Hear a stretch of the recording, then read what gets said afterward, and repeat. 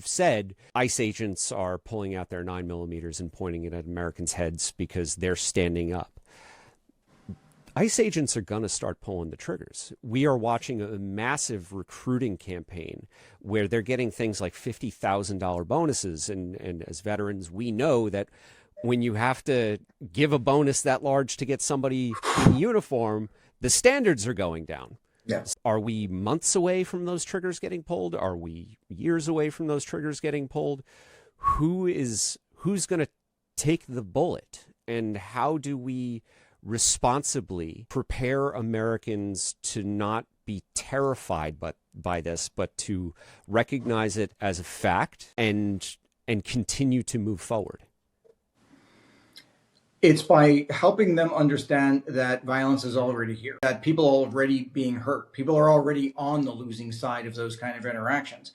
The question is about the nature and scope of it. I mean, when does it get to people who are comfortable now? That's the only question.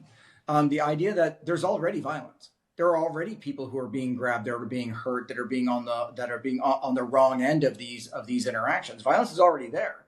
What we're talking about is the point at which it escalates, and are you prepared to push back on that? This is something that is a ball that just rolls downhill. It has its own inertia. Mm-hmm. And that is the problem. So what you're talking about is that if you see the kind of authority they are wielding as having that kind of inertia, it doesn't stop. You don't stop it by yelling at it. You don't persuade it to stop.